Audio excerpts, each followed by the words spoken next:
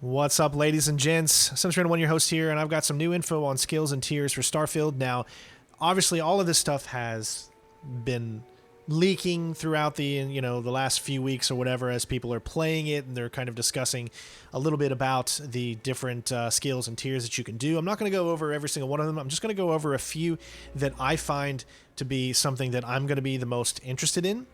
So if you don't want to hear anything about these skills that you're going to be able to get. Now, again, this is something from the very beginning of the game. The moment you start the game, you're going to be able to see the entire list of skills, and then you're going to have to do whatever those challenges are to unlock each and every single skill, and then keep moving from there. So it's not like this is total spoiler, ruining the game type of stuff. This is just your basic run-of-the-mill things that you would expect to get into in every single Bethesda game. I mean, this is common knowledge. I'm not sure why they didn't show the full list of this earlier, as people really want to be able to go in and know what they want to do and then interact with it and start building their character. So I'm just going to go over a few that I think are important to me, and then we'll go from there. So first one, theft.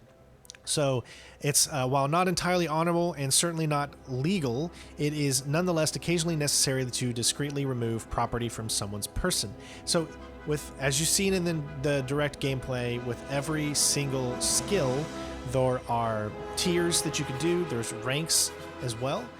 So this is one of the skills that you can do, theft. Rank 1 means that you can unlock the ability to pickpocket. So you're not going to just be able to come out of the gate and have the ability to actually pickpocket targets. You're going to have to unlock this ability. Now, there will be challenges, like, say, for instance, you need to pickpocket like 5 people in order to gain the next rank, things like that. So rank 2 means you have a 10% greater chance. Rank 3, you have a 30% greater chance. And rank 4, you have a 50% greater chance, and now can pickpocket holstered weapons, which that one's interesting. So to me, I feel like this one could be very fun, especially if you want to be a stealthy. And the reason you're going to see like kind of a pattern with these ones that I've chosen to show off here. There's a pattern for it because I want my character to be a stealthy build, and so that's what I'm going for. So not everyone's going to have the same type of build. Others are going to do other things, but me, I want to go around and literally stealth as many characters as I can. This is something so important to me, and I'm just so excited for it because it seems like they're taking stealth significantly more serious than they have in Bethesda's previous games. So I'm really looking forward to that. So there is theft. Next one I want to talk about is persuasion. Obviously, with stealth comes the use of persuasion. Sometimes you're not going to be able to sneak around enemies, and you're going to want to you're going to have to go straight through them. One way either being actiony, go right, get into a fight, or try to persuade them into getting around. So this one is, in the settled systems, the nuanced ability to listen and discuss can often accomplish far more than simply shooting first and asking questions later. So the rank 1 in this is a 10% increased chances of success when persuading someone. Rank 2 is a 20% increase, and the challenge of that one specifically is to succeed in 5 different speech challenges, and that's how you unlock the ranks, by continuing to use that specific skill, and you'll unlock the next rank. And of course, rank 4 is a 50% increased chance. I'm going to be using this a lot because any chance I have of getting around conflict, I will. Obviously, we're going to get into lots and lots of fights on my playthrough, but I also want to test out other ways of getting around objectives. That's what I do in every single video game that I play. So if you're a fan of that, if you're a fan of non-lethally taking people out, of stealthily getting around things, of finding ways to get around enemies, then this is the channel for you, and I hope you'll be here for our playthrough. Next up is the actual stealth tier.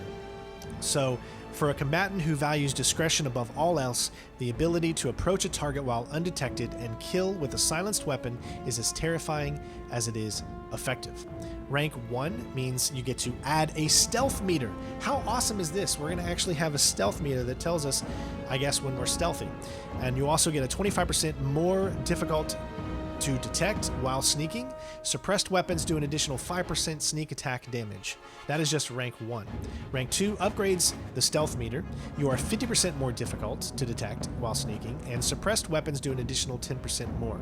Now, for rank 2, the challenge progress, I believe, to get rank 3 would be perform 20 sneak attacks. if it's that high, if it's 20 sneak attacks, this tells me that there's going to be a lot of encounters where we are going to simply be able to stealth, go up one-on-one. This is feeling more and more awesome every single time I get into it. And for those of you that are new to the channel, first of all, thank you for being here. This is a stealth-based channel, mostly. Most of the games that we do are all challenges in trying to complete games without being seen, sneak around enemies either non-lethally, or if we have to take them out, then we'll take them out.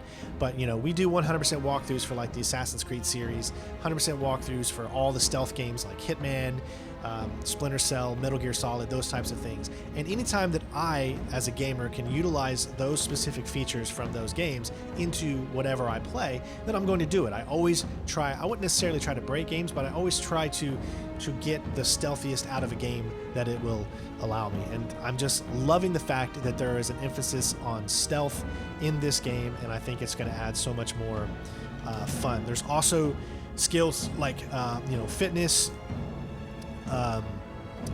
There's also, you've got fitness, stealth, weightlifting, as I'm kind of going into wellness. There's ballistics, all of it. You guys have seen pretty much all of the tiers and the skills that you're going to be able to do. Now there's multiple tiers. There's tier 1. Stealth is just the tier 1, and then it can go up even further as they go deeper into the game. But I'm not going to put those out here because obviously those have not been put out yet, and I don't want to give too much away for you, even though this is directly in the beginning of the game. I just wanted to go over a few of the ones that I feel are very important to me. And another one is astrodynamics. This is another one I'm going to be using quite a bit. Advanced technology is one thing, but it takes skill, patience, and a little bit of love to coax even more capability out of a ship's grav drive. So essentially astrodynamics really falls into one category, and that is really being able to jump further. Now you're going to have special crew members, all right, that will allow you to be able to have this skill without actually paying for it, without purchasing it or getting it. So again, that could be done by having specific characters or a companion that has this skill. But rank 1 increases the grav jump drive by 15%. Rank 2 reduces the full fuel cost of jump drives by 15%. So I believe what they said, and don't quote me on this, but I believe what they said was that when you're going around in your ship, just flying around, shooting things, whatever, discovering things, you're not really using your fuel drive. It's only specifically when you are jumping are you using your fuel drive. And so if you look at Elite Dangerous, you have your fuel drive, and as soon as you jump from one place to another, it's going to utilize it down, like one system to another, and then you can refuel on a star or something like that in Elite Dangerous that allows you to keep refueling. So that way you can jump further and further and further and further and keep going. The jump, how far you can jump didn't pertain to the amount of fuel you had, but it pertained to the type of jump drive that you have. Whereas this one has a fuel based into it, and it's based off of the range of the jump. So the better the fuel system you have, the better the range jump, and the better astrodynamics skill tier you have, the better the jump drive is going to be. So rank 3 is you can increase the grav jump and reduce fuel cost by 30%, and rank 4 is reduce fuel cost of jump drives by 50%. This is another one that I'm really going to get into, that I'm excited to use. Now, I'm not planning on using all of them. Like I said, my main thing is being able to jump quickly and out of there and get to where I need to go super quick. But another fun thing that I can mention here is that I found out a little bit about how you can use stealth while flying, so while in space. So there is a system in this game that allows you to mask your heat signature. So what does this mean for those of you that are not used to these types of games? So I'm just going to use, for instance, Star Citizen, or what Star Citizen is going to aim to be eventually, right?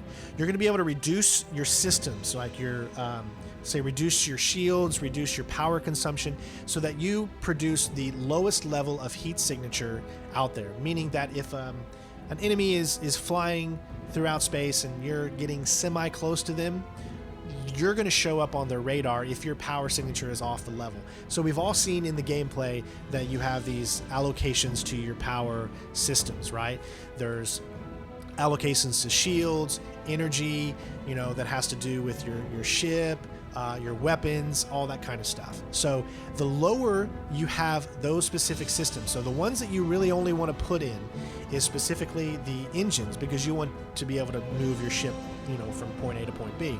So if you reduce all of your other systems, if you reduce your weapons and you reduce your shield and you reduce everything else except for engines, just put like maybe a few into engines just so you can run, then your signature is going to be significantly less than it would be if you have all of those systems powered up, meaning that you're going to be able to stealth by ships, or you're going to be able to get as close to ships as physically possible and be able to get the jump on them without them knowing that you're there. So that way you have the upper hand in a combat situation. So not only is stealth important for when you're on the planet or when you're on space stations and you're trying to maneuver around enemies and stuff like that, but it's also very important when it comes to ship flying and utilizing your ship going from one area to another. I'm very excited for this.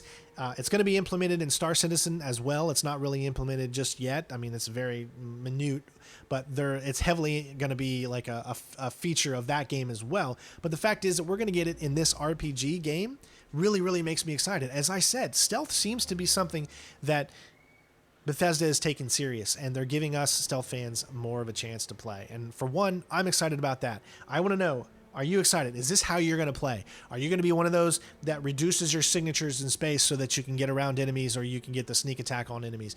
Are you going to be someone on the planet that's going to go around and always try to stealth as many enemies as possible before you go into action? Or are you going to be someone that's just like, listen, I'm a badass, I'm a space pirate, I'm going straight in, I'm taking them all out, and I'm not taking any names. Shoot first, ask questions later.